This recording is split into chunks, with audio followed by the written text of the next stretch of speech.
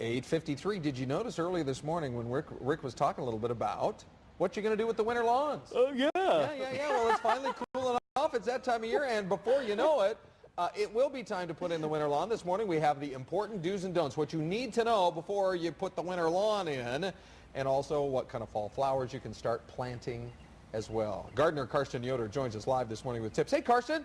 How are you doing, Ron? I'm doing great. Very My wife good. and I were kicking this around just the other day. Is it already time, or we're still at 100, or should we still wait a couple more weeks? Well, I'll tell you what, this time of year this is the month to plant it. It is a little tad warm right now. Okay. Yeah. I would suggest waiting a week or so. All right. So you want to wait? If this is the only week you can plant it, Yeah. don't be afraid to go ahead. But and what's do the it. It'll be criteria? fine. What's the key criteria for when you should plant? Once it's consistently below 100, below 95, below 90? Basically what they ask for is in the evenings when it's a steady 60 degrees, it's time. Okay. And we're getting to that point. Yeah. So basically what you want to do though is I'm going to walk you over here. This is what you call a verticutter, and or known as a power rake. And you want to why don't you go ahead and get that started up? You're going to want to take that over the grass, and what it does is it dethatches the grass and thins it out very well, and thins it out to where the winter grass can come up through it. Now, what happens if you don't do that? Basically, over the year, as the Bermuda starts to build up, it grows a thatch underneath the greenery, as you can see, and basically it just becomes a thick layer of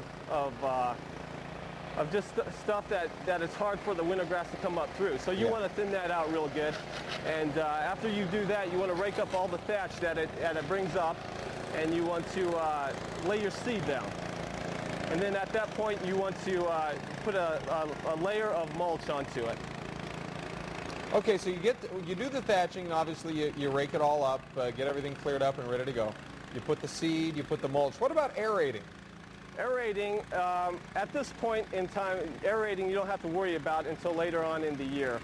I would suggest aerating, as the Bermuda starts to come up, in May, maybe a month, maybe even in July. Aerate it really good. Okay. And that allows the deep soaking, and that is suggested that you do that once a year. We have a little less than a minute left. I know there's a couple other things you wanted to mention, particularly with plantings. What are your ideas? This time of year, it's definitely time to start planting winter flowers. Popular choices this year.